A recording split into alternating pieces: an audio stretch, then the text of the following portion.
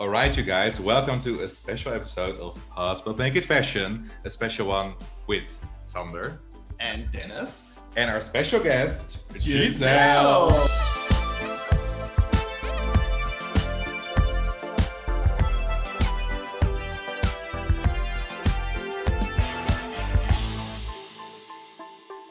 Giselle, we're going to talk about your whole process in cycle one, and of course the big process after cycle one, because it's only been, I think, a little thing in your life. For us, of course, a big thing as ANTM fans.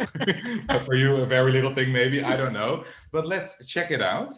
So, Giselle, thank you very much for being here. And we just wanted to start asking you, how did you hear? Because you were the very first, well, one of the very first contestants. How did you hear about ANTM? Because it was nothing before you came on. What was it? How did you hear about it? Yeah, so my process, or the first understanding about this show is very different from a lot of the other girls, from what I understand, and then what it ended up being like for me specifically. But back then, the show had no title. The way that they had put it out there was it was a show called Supermodels. Oh, wow. So I was actually dancing at Disneyland. That was my job at the time when I was in college. I worked there for 8 years of my life. And I was about ready to step off. That's what we mean by, we're about to go on stage to do the first performance of parades down, the parade route there.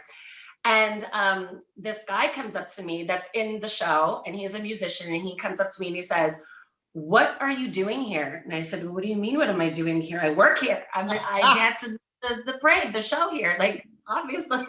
He's like, yeah, no, I know. But like, you should be out there modeling or something. And because I'm tall, And I was like, well, dance has been my thing. I don't really know. He's like, okay, well, how about this? My ex-girlfriend is in casting. Would you be open to just submitting your resume and picture to me, your headshot, and I'll just give it to her? And I was like, well, that sounds easy enough, I guess. Yeah. And he's like, I heard she's casting for this show that's called Supermodels, and I think you'd be good for it. I'm like, whatever, okay. So then I come into Disneyland. Oh, by the way, this is August of 2002. So I come in, I'm like, here you go. And he's like, okay, cool. That was the last we ever spoke about it. That's the last I ever heard about it. I went on with my life. I closed up that show. Then I went on to doing the Christmas parade over there at Disneyland. Oh, Lord. And so now I'm fit modeling for a Texas jean company. And it's December 30th, 2002. So New Year's Eve is what I like to call it. And I'm putting on a pair of jeans. I'm from my fit model job. And I'm literally in the dressing room, mid-pant put on, and my phone rings. And I'm like, okay, so I answer, whatever. And they're like, hi, this is so-and-so from casting. I'm not sure if it was Michelle Mock that called, but that's who I dealt with, who was the casting person for a while there on the show. And she goes, I got your headshot and resume. I was wondering if you'd be able to come in for an interview for the show. What? Oh, from like a million months ago. Supermodel, yeah. She's like right now. Oh. What do you mean right now? I have to finish up my job, and then I had to go to Disneyland and do a shift. She's like, yeah, unfortunately, it needs to be now. So then I told the people, and they were like, hey, this might be a big opportunity for you. Don't worry about it. Go ahead and go on. So then I go that day because I'm in LA at the time. But I can stop there because I don't know if you wanted me to go into this is the continue on to my audition process. But you just asked me how I heard about it. So that's how I heard about it. No, but that's perfect because actually, because in the show, you together with Tessa, you were brought in later. But is that actually how it worked? Or was it because you were brought in later? Or did you actually audition with all the girls at the same time? But was it like more of a television thing to make it interesting? I had no idea what they were doing. I was completely separate. I was completely by myself. So I went in that day for the interview. Yes. Immediately got a call back the next day on New Year's Eve. I had to go into the network and talk with them, and they were a very scary group of people.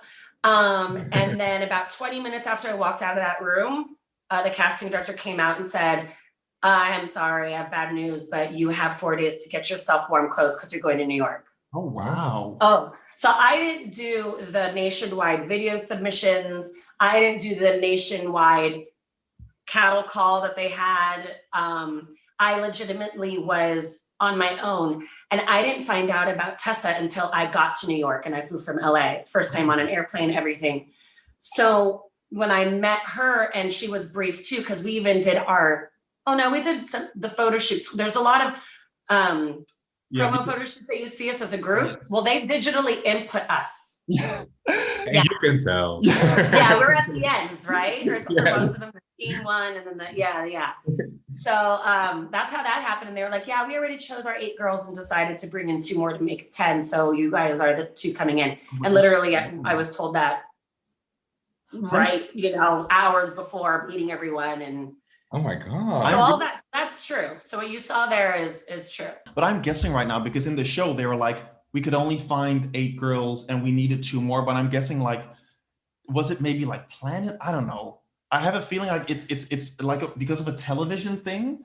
I would think so. I don't have the inside scoop on that, but I would think so, because they had so many people audition and they really couldn't find 2 more girls on that nationwide search. Yeah. But luckily for you, Oh my you were brought God. in that way. So, Yeah. hey. And it was I just had a headshot in a stack of headshots, I'm sure, and I didn't do any of that other stuff. It's crazy. But do you It was believe so crazy. that it was meant to be maybe in that way, because it was, I wouldn't say easy, but it just happened. It just happened. Yeah. And it happened really, really fast. Yeah. And what we noticed is, we don't know if it's true, but when you walked into the house, you had a lovely outfit on, which was the same outfit as you were wearing. Well, it was a nice outfit, very, very early 2000s, but it was the same outfit as you were wearing in the photo shoots. Was it like fun, quick, like a promotional shot or something you had, like your own? Was it the same day or something? Because you were wearing exactly the same. Do you remember that? Yeah, I do. I know it's in like my one profile pic for that. I can't remember. I think that the reason why I'm in the same outfit was because I took that photo the morning of. Like, I'd gotten up at like 4 or 5 o'clock in the morning. I had some more press material to do. And then they were like, just wait, everything's hurry up and wait. So I was still in the same outfit when they were like, okay, hello, let's introduce you to the girls. And I'm immediately right on the cameras are rolling. So yeah, I think that's why. I didn't even think about that until right now, but yeah. Okay, we are that geeky. We see everything. Yeah, because I get asked a lot of all the same questions usually. So when I get thrown ones that are like, whoa, I'm like, oh, never even thought of that. Good job. Yeah. And then you're in the house. Good one. Like a what? Yes. And what I was wondering, what's your best memory from the whole cycle, pretty much, that you were there in the house and like with the shoots and everything? So for me, it was such a whirlwind. And I think a lot of us too. I mean, Ebony was from New York, so it wasn't a big drastic change for her, but I had never been away from my family that long. I had never been on an airplane. I was the youngest girl on the show. You were 18. So I had a lot of just experiences of just travel and seeing a new place that I thought was super memorable and fun. But since I've been part of productions my whole life, to me, I didn't really care for the constant rolling of the cameras too much, but I really loved being on set. So those memories were fun to me. Like the commercial was a lot of fun to do. Passion. And, Emotion. What did you think about the choreography for that shoot? Because you're a dancer. I mean, I thought it was funny, because I'm like, why would we be doing these types of moves to talk about contact lenses? Lenses. But I also understood the choreography to be decent, because I know how hard it is to choreograph for people that are non-dancers, and then to add dialogue with it. That's really, really hard. So I commend the choreography. I liked it, just didn't make sense to me on why they needed choreography for that specific thing. But then I was like, hell yeah, because I will flourish in it, because it's what I do, or it's what I did, But in the end, which I found super unfair, I don't know what you think about it, Dennis, because the week you got sent off, which was, I think, in my opinion, your best photo. The only reason Tyra said like, oh, I sent you away because you were doubting about am I a model or a dancer in the shoot? So I'm like, Oh yeah, that's that a was so super weird. normal thing. If I look at it as now a viewer, like I would doubt that as well, because it's good of you to doubt yourself about things, right?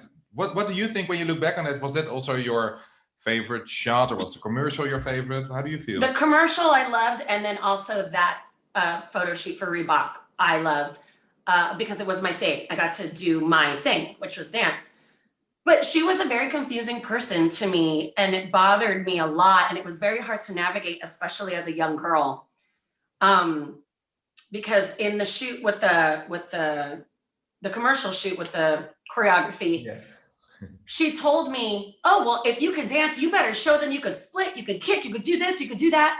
And so when she gave me that feedback, when I went into the other one, I was like, all right, here we go. Now's my opportunity to take her constructive criticism or advice on my background skill and use it towards what we're doing. So then when I go and do that, I am like, they're, pushing me or encouraging me, I should say, to continue and do, oh yeah, come on, they were like, take off your shoes. And that's how I end up, it's a Reebok commercial or a Reebok shoe, and I have no Reeboks on, and then they took all of our Reebok athletic wear and they cut it up and made all these weird, you saw. Yeah. So in the end, I'm looking at it and I'm like, where do you see any Reebok emblem in my shot particularly? And Clinton Portis is like a background statue in my shot. And then it's all me doing almost a split jump in the air. It's called the stag leap. And so that made me question, like, oh crap, did this go against me? Which then you see, but then all of that doubting and all of the self-deprecating and the fishing for compliments and all of that crap, which I keep trying to tell everybody because people are mean. And they even to this day write nasty messages on my Instagram wall or send me messages about how ignorant and dumb and stupid I was because I had no confidence and this, that. I'm like, you guys don't even know, but whatever. That's sad that people have to be that way. But the very first eliminations, which wasn't aired, Tyra Banks told me, because I went in as a very confident girl, woman, young lady, whatever you want to call it. And she was like, Giselle, what you need to do is you need to learn how to humble yourself because America's not going to like you. So in my little 18-year-old brain, I'm like, how do I got to do the exact opposite of what I was doing. So I was just putting myself down. So I would, in my opinion, I thought that's how I humbled myself, because I'm not a quiet person. I don't know. It was like, what do I sit there like a mute? Do I not speak my mind? Do I not? It was very difficult. And then, she was continuously contradicting her criticism towards me. But I think it's also like because you were 18 at that time, and I remember when I was 18, I was still like discovering myself. So if anyone would say something like that to me, you would be like, okay, how can we switch it up? Like you wouldn't get to a point where you would think like, okay, I'm gonna take that. What can I do with it? And I'm gonna apply that, but not use everything. Like that would be impossible at that age, I think. Yeah, it was. Yeah. But that's that, and it just sucks that. Because I took it to heart, because I look up to her and, she's this big fashion model icon. I'm like, oh crap, and then it completely backfires and stabs me in the back with it. But I guess they needed a storyline for me. True. There it was. In the end, it's always kind of like television. But did you know Tyra before you started this whole thing? I went from that jean fit modeling gig to the audition by myself, and I walked into like an empty office floor and then went and was escorted back. It was like 6:00 at night and it was winter, so it was already dark out. And it's like, what's going on here? And for a minute, I was almost like, this is, I don't know, maybe I shouldn't be here. And then they open the door, I walk in and then there's Ken Mock, the executive producer at the time. And there she is sitting there. What? I'm supposed to be in Disneyland in an hour and I'm sitting in front of Tyra Banks out of nowhere. 6 months or 5 months after I submitted my headshot from a friend that approached me. You know what I mean? It's just so bizarre. It's all very unreal. Like, it's like, did that happen? Tyra. Right. Yeah. But okay, Giselle, you were in a house, and did you know that you were of course you know, you were the first ever girl to win a challenge on America's Next Top Model. That's the title, right? You won the first challenge ever. The runway challenge. Do you remember Was that the first challenge ever? Well, I think so. I think. No, that was our first one, right? We did the challenge and we did the rooftop on the first episode. So Yeah, that was the shoot, but the first challenge. like when you could win a prize, the Look, I don't even iconic evening with Wycliffe Well, Jean. You know what's weird is that, and there you go, you guys are awesome. I never even thought of that. I didn't even realize. I mean, I didn't think of it in the way of like I was the winner of the very first challenge in like America's Next Top Model history. Well, it's a title. You can put it in your profile on Instagram. Yeah, right? It's a thing. It's cool. Yeah. Wow. Yeah, no, I never thought. Well, that's now that you guys bring it up, that's pretty cool. Wow. You're welcome for that. And you won Evening with Wycliffe Jean. How was that? Oh God, so embarrassing. It looked embarrassing. It looked like you were dancing a little bit with like a plastic cup with, I think, beer in it or something, and a little bit, hey guys, Wycliffe Jean. Yeah, there was alcohol in that. And in the US, our drinking age was 21. Ooh. Oh, and there was more of that, and there was more of that going on too. They didn't air a lot of our going out, like dinners, and I think we went to some sort of nightclub, and so you can get away with a lot of that stuff when you're, with the filming crew or whatever. But I think they probably opted out of not airing that because there was underage, maybe a little underage. I mean, I wasn't really a big drinker then, but it was like whatever to me. But yeah, no, it was a very forced environment that Wycliffe shot. He was a very nice guy, very nice. Okay. But it was just like, okay, what are we doing here in the studio? Like, what's the connection? It's because he was a name. He was kind of known more at the time, and maybe he was friends with her, and he could help, bring more viewers or something. I guess, but I'm like, okay, Wycliffe Jean studio, and like me saying, heck no, that was not my thing then at the time either. So I was so just like, oh, this is weird and embarrassing, but it was still fun and interesting.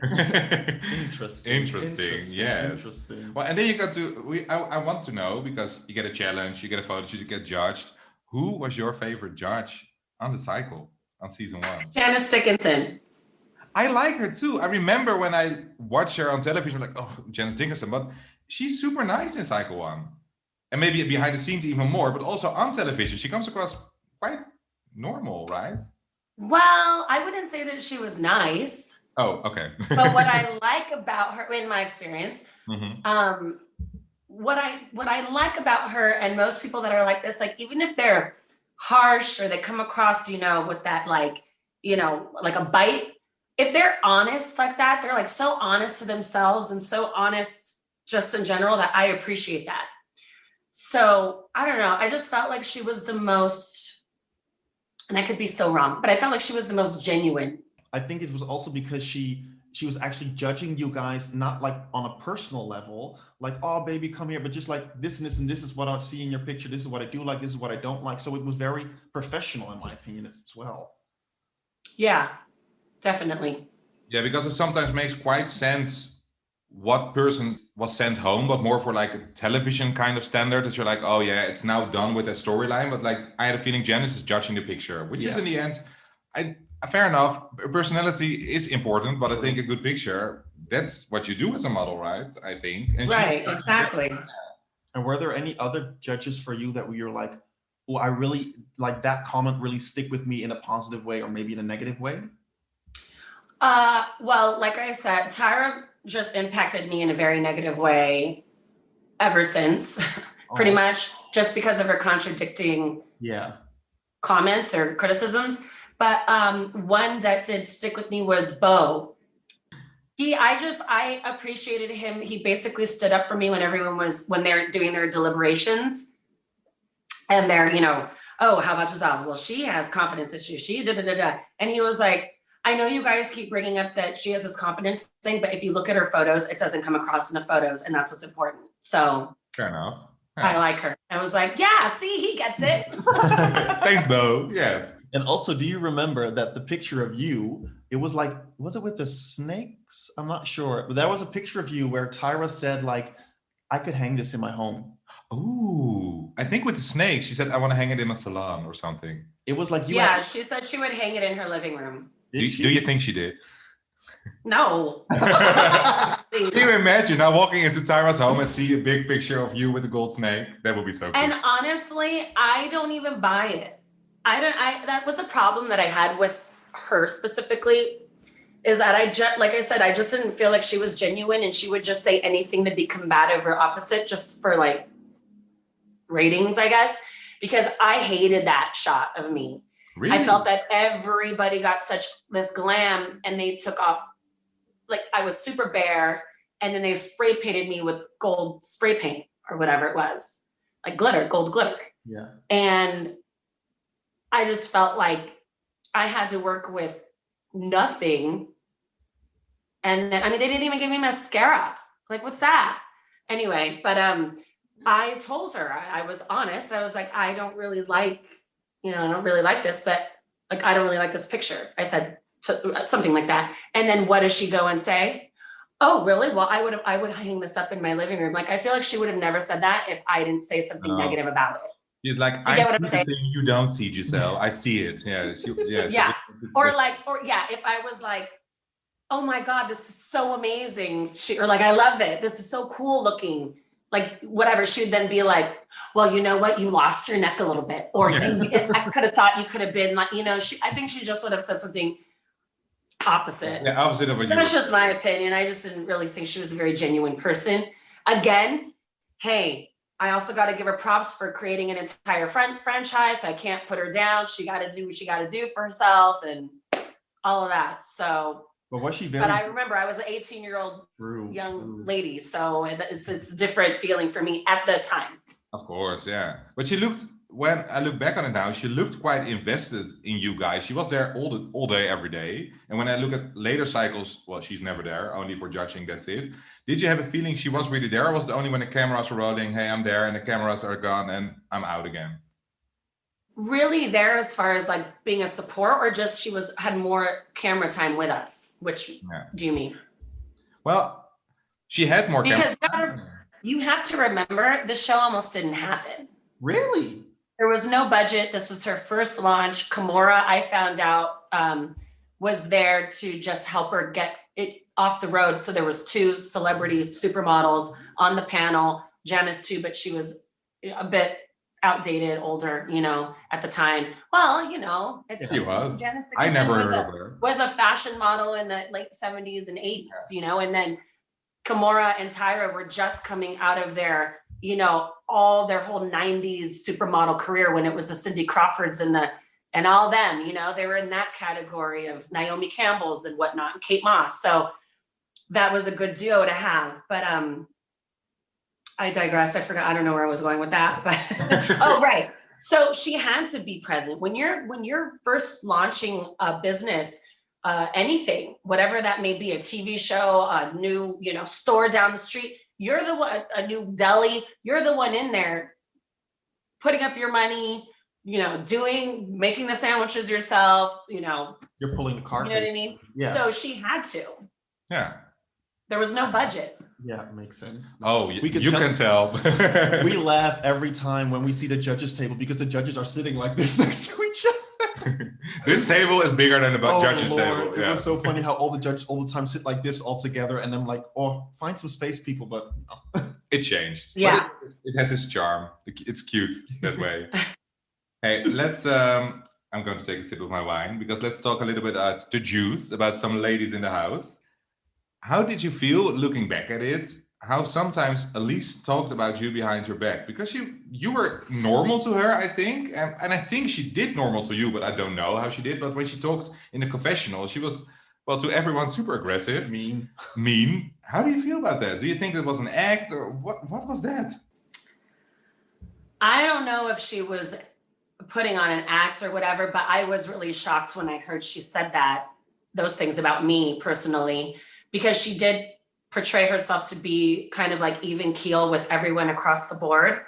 I can understand her getting annoyed or upset or defensive about the whole eating disorder thing that we were all questioning, but to like go on national TV behind somebody's back and call a 18-year-old girl worthless and the C word. And this, so remember I was telling you about this is the question that came up where the live Instagram interview got flagged and taken off because I said the actual word. Oh. Explaining it. Yeah. So, well, yeah, that I just think that especially after she was making herself seem like she was the smartest and the best out of everyone because she was in pre-med or in medical school or she was pre-med and she was so smart. I'm like, I don't think that smart people talk that way.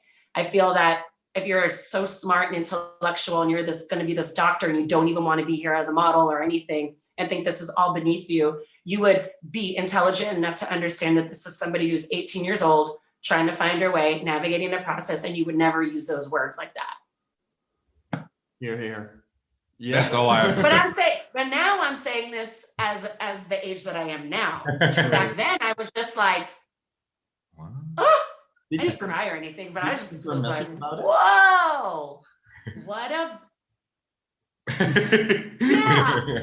Did you talk to her about it or were you like, no, it's fine, done? No, first of all, there was no social media. We didn't have each other. I didn't have her contact information and I wasn't about to call her even if I did. And when I found out about that, this was already months after it aired. I mean, when it aired. I think I heard about it a little bit after it aired. I didn't really, when my season aired, as well as with all of the other ones, I didn't really get to watch it in real time. So I was late to the game. Oh, what? What was that? Yeah. And then the other model, Miss Ebony. If I would have been 18, well, maybe even now when I'm 32, I wouldn't do it the way. You were like super relaxed because there was like a scene where she was like rambling on to you. I don't even know where to start. I think it started, which I want to know now first. There was like a scene where you guys had to clean because there was a challenge and 3 girls won like a massage and you 4 girls had to clean. And it looked, well, at least they made it look like you were lying on the couch for 3 hours while the others were cleaning. Was that true? Was that milked? It was a super weird. It was totally milked. Okay. It was not, I wasn't just sitting there the entire time. I mean, come on, like what? And then I have the cleaning materials in my hands, and you think I'm holding it, but I'm gonna sit down right here. They showed the same footage 15 times of you lying on the couch. Yeah. Yeah, I know. I don't really know. I don't remember too much about that specific, the cleaning part. It was, you were sitting on the couch or something, probably for like 5 minutes or something. And then I loved you about this because you were very smart. I would do the same thing. You went to the massage people and were like, hey, if you got 5 minutes, if I stand, can you give me like a little back rub or something? And then, I think it was Ebony who went to you and went like, girl, what are you doing? Why aren't you cleaning? And then what I thought was hilarious is like, you stayed very calm saying like, I'm just asking like if this is, and then Ebony went on this full rant to you. But what we've seen in the episodes before, when Ebony starts on a rant, it's hard to get out of it. Like she's in the moment very much. She's very passionate, to put it like that. But yeah, I think that was the thing. That was it. Yeah, that was. And when I look back on that, I'm like, oh my God, see, that's what a young, confident girl would do, is go and ask for something that they want. Okay. I would say smart. Right? My opinion. Smart, whatever. And now I would never do that. I'd be like, okay, I'm going to stay over here. They got their time. That's their thing. Okay, move on with my life. But yeah, I can't believe I did that. Oh, well, it makes sense. I thought you guys were going to bring up the whole Greece. We got in the argument because of that. Well, I wasn't even trying to pick a fight. Everybody was talking about it. Nobody wanted to say anything to her. And it was just really annoying to just grab certain things that she touched and you would just be slippery and slidey. And it had nothing to do with her, race and everything. I actually felt bad for her because just like the rest of us dealing with some sort of, criticism that we don't know how to handle, but we're trying our best. For her, it was her skin, which didn't even make sense. Because if anything, I was the one with the worst skin I was the most close to puberty out of all of them. And I had, if you see on all the shots of me with no makeup, I either have a breakout on my cheeks or I have the scarring from the breakout of my cheeks while I was there. No, nobody ever said anything to me about it, but she got all of that, and they just kept on harping on her. And then so she, gets all, in a frenzy about it. And so she's doing all her lathering and grease and lotion and stuff, and like going over the top, like how I went over the top and started self-deprecating myself. But it was everywhere. It was annoying. It was disgusting. And so I politely brought it up.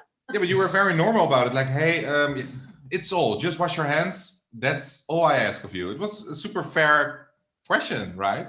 Yeah, I mean, if you take a look at the whole season, we weren't really a group of girls that were yelling at each other. We didn't have all of that. And as a matter of fact, I think a lot of the stuff that you see that's done in confessional or in the interviews, I think we were getting along too well that the producers started to ask questions in our interviews to start stirring up some of that drama, because we weren't really doing that to one another. We were more so saying it, I guess, behind. No, but I was a little bit more in people's face about it, but I was calm. I never attacked anybody. You know what I mean? You stayed calm when Ebony was like, you were like, yeah, she was. Love her. But she was the New Yorker. So. She was. Yeah, right? Looking back now on Top Model, you said when you left, you said yourself, and I understand where it comes from, but then from a television point of view, you said something in your going away speech like, I felt it was my time to go. Do you still feel that, or do you feel looking back, I should have stayed longer? Or, without being cocky about it? Hell yeah. Well, yeah, I should have stayed longer. That is so... No, I don't even know why I said that. Maybe I was just being diplomatic, because what I really wanted to do in that moment was kind of be stern and aggressive towards Tyra Banks and the panel of their decision on that. Because I just thought it was so ridiculous, but I was like, whatever, this is so dumb. And I see what they're doing. This has nothing to do about a real competition. This is all for TV purposes. And I'm just going to move on with my life because this is ridiculous. Yeah. But no, I mean, if it was something that was real, I should have definitely stayed at least 1 or 2 more rounds. And I would have loved to have actually gone to Paris, because getting that passport was a freaking nightmare that I had to get in 4 days with my mom, who was all angry about it because we couldn't find my birth certificate. And that was a fight. So didn't get to go to Paris. I'm French. My grandfather, my dad's side, they're from France. So, that was devastating. Yeah, I think indeed in a television point of view, I think, well, what my feeling is as a fan, as a viewer, I had a feeling from the beginning that the judges were like, ooh, we want Adrian and Elise to win. I don't know, that was the feeling I'm getting. And then obviously Robin is there for the drama. Yeah. And well, she needs maybe Shannon as well for the drama, and apparently she got better. So it was more like, I think, like, there weren't that many girls left to eliminate, so they had to eliminate you in purpose of the storyline, I think, right? But when you look at the pictures, and also for the storyline and how you presented yourself, at least you should have gone to Paris, I think. Yeah. I mean, and I would have done it. I know I said I would never pose nude in the carriage ride with the PR guy, but I think that when I would have heard that it would be implied that the people, America, wouldn't see all my bits, that's different. Yeah, because they were covered, and it was a tasteful, artistic. They're nice pictures, like a little bit. Those ones are nice. Yeah, those and the black and white ones, those are nice. I feel like all the other ones we did were like. Whatever. They got better, yeah. You guys got stuck at the beginning with the shitty photo shoots a little bit. Well, we were the first, I mean, haven't you seen the real world? I don't know what you guys have seen. When reality TV first began in the late 90s, early 2000s, everything looked crap. When you look back at it. But in the moment, it was cool because it was first. It was new, When I went to take my portfolio to an agency, they were like, this isn't high fashion. Like, this is not a portfolio. No. Wow. Well, you had like 2 shoots in the bikini. Those were the first 2. There was nothing diverse or about that, right? Yeah, they were both swimsuits. One was on location, just trying to freeze us out. And then the other one was in studio. Yeah, but they didn't want. But at least the second one was for an actual magazine, so that was cool. It was also in a magazine, right, or not? Yeah, it was, and that's actually, I'm so thankful for that because that's what gave me a lot of my work that I did after and meeting Michael Jackson and all of that. You met Michael from Jackson? Mhm. Oh, Yeah. jeez. Oh, that's amazing. Yeah, I went to Neverland. I played bumper cars with his kids. I took my best friend with me. Her name's Noelle. He sang Noelle, the Christmas song, to her. I ended up dancing for him for his 45th birthday in LA at the Orpheum Theater. I went to Las Vegas for the Radio City Music Awards. Oh, wow. And all from that article from America's Next Top Model. He invited me up. Wow. And you did say it right in the show. It was like with the interviewee, like, I want to meet Michael Jackson. That's my ultimate goal, or something. I don't know. Did I say that in the show? You did say, well, I did know that you wanted to meet him, so I think I saw it on television. We did it. I was invited to do the A True Hollywood Story of America's Next Top Model. Mm-hmm. So there was a lot of discussion about that on that. Is it the photo where you were lying in like the plastic early 2000s chair? There was the one, right? We loved it. It's a nice one. Very Britney. We loved it. Very early 2000s, yes. So yeah, now we're 2021, 18 years later since you've been on the show. How has life been since you were eliminated? Yeah, I'm like almost double the age of how old I was. No, I am. Wait. What's 18 times 2? 36. Yeah. Wow. I knew that's what it was. I just wanted to make sure. Well, I mean, geez, 18 years. It's like we'll be here till the sun goes down here for me. No, quickly, like I said, right after that, we were told we had to go back to our everyday lives. I went back to Disney. I had to drop out of college because I got real busy with the show. I tried to keep it, but it just didn't happen. So one semester I dropped out. Then I went back to college, went to back to Disney. I was auditioning. I did a bunch of small bit parts of television shows, a lot to do with dance, did the whole Michael thing for a little while. And then I was like, I want to travel. So I want to travel for free, maybe travel and make money. So what I'll do is get a job on a cruise ship. Smart. And then I did the job on the cruise ship as a dancer, all of that, yada, yada. And then I decided I wanted to quit everything. 26. I quit. I left the industry altogether, decided I wanted to be a businesswoman and I wanted to be, a real estate agent in Manhattan, New York. So a week before my 27th birthday, I moved out here. And then I enjoyed life as a normal person, just going out, dancing, going to the bar, going out to dinner, not ever having to audition again. It was beautiful, magical. Got into real estate. Then I started feeling like, whoa, this is weird. This is not who I am. I tried quitting a couple times and then I always get brought back. But anyway, so then my brother ends up becoming this big actor in the, the States here. And so I was like, he inspired me and he was like, you should come back and blah, blah, blah. So then I ended up starting with a small theater company out in New York here. And then that led to Off-Broadway. And then I've done web series, TV pilots that are in talks. This last year would have been a good one because I had like 3 major roles coming out, but then COVID hit. And so here I am sitting on my couch doing Zooms like everybody else. And then I have been, so I'm back in the business waiting for COVID to lift a bit more on the projects I'm assigned to on the acting front. Because I turned around big time with that. And it's so sad, Alice Spivak, who is our acting coach in the show, she just died recently. Oh, sad. Yeah, and I was like, oh my God, I'm gonna take class with her and I'm gonna be like, hey, you were on my season, and then I didn't get a chance. But then, I have a passion project called Kiss the World, which is a brand with a message, and launching that. And I left being an agent. I'm into now getting into flipping homes, so being a real estate investor. Okay. So, but now what I'm doing is I'm combining everything, my acting, my real estate investing, and my passion apparel project. And I'm actually like literally starting it like this week. It's ridiculous, but I decided, there's so many people out there, especially young entrepreneurial women, that I'd love to empower. Like, people are never taught or shown anything. People never see the struggles. People always just see the end result.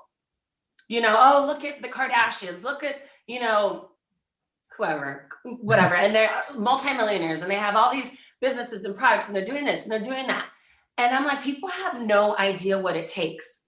Like, I live every day constantly overwhelmed with everything that I'm doing. And I decided I'm going to create a YouTube channel that shows all of the struggles of being an entrepreneur. So yeah, all my auditions and my business meetings and, my breakdowns, my crying, my wino moments that I have, just all of it. I'm going to put it all out there.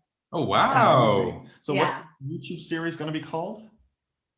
It's called What's Up Next with G. What's Next with G? What's next with G? Nice. That's good. No, but I think it's a really cool thing that you're doing, because I think that's kind of like what's happening right now is you only see the finished products, but you never see the process. Right. So you're going to like show your own process, or you're going to show other people's process, or? Well, right now I'm going to start with just myself, because everyone's still, especially in New York, I don't know how it is over there, but people are still trying to be distant from each other. So I'm not going to bring anybody in until, first of all, I have a handle on how I'm running my entire production, because I have to have a clean, precise, scheduled out way to do all this. And then have my video editor go and, I have to have that all set up first. And then once I got it, down pat to like, okay, I have the routine on how all of this goes, then I'll probably bring more people, and probably people I work with. And then like groups that I am a part of that are willing to maybe sit down and talk with me, not maybe do so much of an interview, but just like a talk. Yeah. So kind of like a one-woman reality show a little bit, because I know how to do that. Clearly. So I was gonna have a side, this all recorded like BTS behind the scenes, but I just decided that you guys will upload this, right? Yes. So I'll probably just pull snippets of the footage and, put part of it into the show. Thank you, the high quality file, so you can do with it whatever you want. Awesome, thank you. Cool. So cool. But you also said a little bit, but I wanted to know a little bit more about it, because I saw this online that you're I don't know, is it a charity? The Kiss the World, you were saying. What is it exactly? Yeah, so essentially it's a symbol that I want to spread all over the world. And with that, if there's such a big picture at the moment, where it's starting is the pendants and the accessories and apparel that I have. When you purchase, you will be, proceeds of those purchases go to mental health programs. But then essentially there's going to be an app that's involved with it. I want to actually create my own facility and have a nonprofit organization of my own that's called Kiss the World, where we deal with mental health and children that are in need, because I just love children. Nice. And then I'm hoping to then essentially, if everything goes well in the next few years, because I never had children of my own. I mean, I still can if I wanted to, I guess, but I don't want to. I also want to document the process of me adopting. Oh, nice. Oh my God. But I got to be a big boss lady to get to that point. So. Giselle, you have two big fans with you now. I'm very impressed. No, really. I just want to give back to people, and I just want to spread, joy, happiness, and love, because everything's so effed up, And then I've struggled with my own, I've had depression, and people don't realize this, but there was a time when I wanted to be normal, if you will, whatever that means. But for me, it was like, if I wanted to go be in the 9-to-5 job world, corporate life, get away from all the entertainment stuff. For people like us, especially nowadays and age, when people interview you, they Google you now. So when they Google me, they see everything, and then they don't want to hire. If I'm not going to be hired,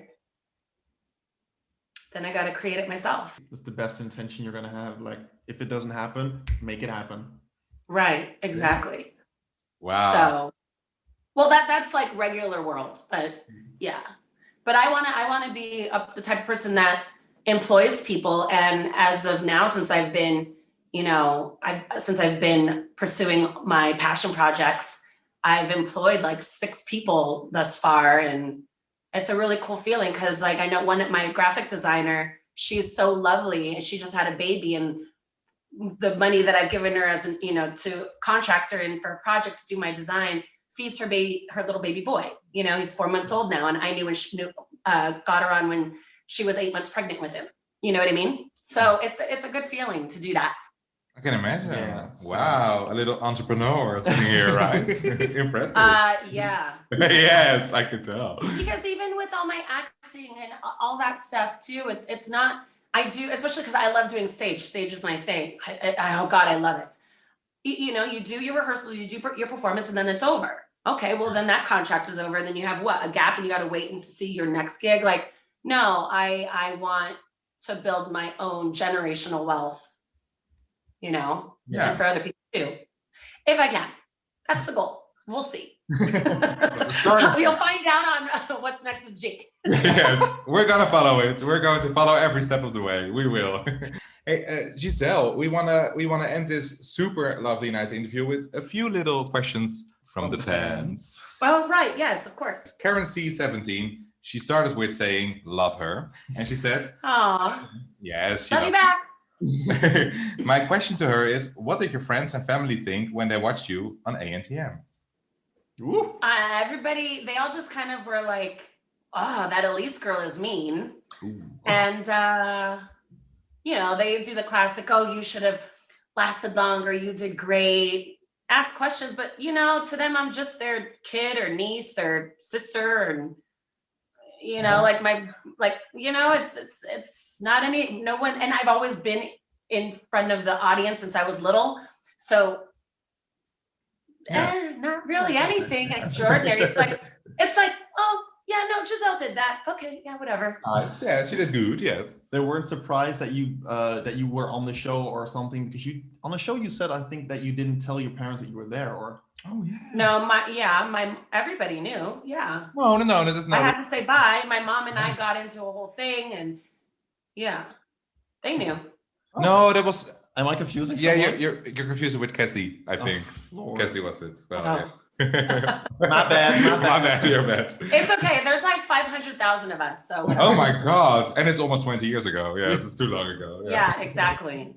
We also have a question from Johnny Vasmar. Do you still keep in touch with any of the girls? And we already did that. What were her opinions on Janice? But so do you still keep in touch with the girls? I am Facebook friends with Instagram friends with a couple of them. Adrian, Ebony, Tessa, Nicole, Panettone, Katie also. But I will really have only an exchange here and there with Adrian and Ebony. And Tessa I did in the beginning when we were first Instagram friends. But yeah, Ebony more so. And I think, some people are interested in us getting together to do like a 2-way interview. So I'll probably be talking to her again soon. I don't know, but yeah, not She's really. active on Instagram, right? So she's out there showing. Who? Emily. She's now something. I saw something she wanted to do. She's going to do something super nice with like a new modeling kind of show with Mel B from the Spice Girls. I saw something. Yeah. Oh. I don't know. I have to look it in. I saw a message today from her for that. It was super cool. Oh, nice. So we should support her with that. I was thinking of Rita Ora. Okay. Yeah. Anyway, but yeah, she's out here. Yeah. Oh yeah, of course. Yeah, she's around the corner. All right. And the last question from a fan. Well, we selected the 3 questions. We were like, "Ooh, these are the nicest," but you actually already answered it, I think. Yeah, you did. What your favorite part of the show is, and your least favorite part. We didn't really get what a shitty ending. What was your least favorite part of the I show? know. No, least favorite. I can't really say that I have one because it's all about experience, good or bad. Yeah. I guess the only thing would just be that I didn't like the contradicting criticisms because it was like I couldn't win either way. I can imagine. Super frustrating. I have just one more fan question from myself. With the information that you have now, and everything you've learned through life, would you do the whole thing again? Like the whole cycle, America's Next Top Model, would you do it again? Knowing what I know now, At my age, or just Just with all the, what it's gonna be like, everything you've experienced after, would you do it again? Oh, that's so hard. Oh, okay. All right. Besides my dream of the whole Michael Jackson thing, no, I would not. Okay. Because why? Well, because it did tear down my self-esteem when I left the show. I was very confused. I didn't like how I felt with that for a long while. Like I mentioned, people always being able to Google you, even if it's not for a job or whatever, but just even in the dating world, or some people just want to be your friend or date you because you're a part of something like that. So I don't appreciate that at all. And the constant judgment, it doesn't even matter how long it's been. It's not as much because so much time has gone by, although it's picking up again because it's streaming on Hulu and Prime Video. And because I was like, what's the deal? Why is everyone reaching out now? And then my niece's mom was like, yeah, I just watched your whole season for the first time. I'm like, where? She's like, yeah, it's on, these platforms. And I was like, oh, okay, that makes sense. And we don't get any royalties and we didn't get paid for it. That's so I wouldn't be operating like that now. Are you kidding? No, I can imagine. But if Tyra would say now, okay, Giselle, we're going to do an All Stars 2. You can come back, but now you are, it's 18 years later. We pay you now because, it's now a job. Would you consider it then as a job, getting paid? I mean, I would consider it if we negotiated on the contract. And I would. Oh my God, yeah, if I was getting paid. But I'm older now, and where I'm at now in my life, it would make sense. Wow. It would be a different avenue on how things would be handled now. But and then I would hope to can you give me 8 weeks so I can lose 15 pounds? Some preparation. Okay, Tyra, are you watching? In 8 weeks, for All Stars number 2. We would love it. We would watch, definitely. They've only done one All Stars? They did one, yes. They need to do a second one with you in it. That would be iconic. We would love it. Ooh, they'd be all oh, she's changed. She says way too much now. Was this Giselle from Cycle 1? Who is this? Yeah, exactly. All right. Yeah. That was I think we're there, right? Yeah, I think that's everything we wanted to ask. Awesome. Thank you guys so much. Thank you. Thank you. I have to admit, Giselle, I was a little bit nervous because I remember when I was 13 years old, I was watching Cycle 1 and I already fell in love with all the beautiful women from America's Next Top Model. And here I'm talking to one. It's like my baby dream came true. So thank you for Oh my gosh, that's so funny. Are you gonna talk to other girls or contestants? We didn't ask that many contestants, so I hope you feel a little bit special about that. Oh, well, thank you. Yeah. But who knows, because we're going to cover everything with our podcast. So who knows, from the next season, we're going to ask someone else who we really liked. But this was our first and a very special one to us. You were the first in 2 things right now. You won your first challenge on ANTM, and you were the first ANTM girl to be on our podcast. Oh my God. Well, hey, and the first season people kicked off a whole franchise, so you never know. Mm-hmm. Indeed. Don't forget us when we're famous. Never, of course not. No. But thank you so much. It was a super nice interview. I really enjoyed it. So nice meeting you. Thank you. If you guys have any other questions, reach out. And good luck with everything. Thank you. You too. And we will follow you with your super nice new project you're working on. Yeah, well, we'll see how that goes. I'll definitely send you a link and say, hey, come on, check it out. Subscribe to my channel. I'm going to be one of those people.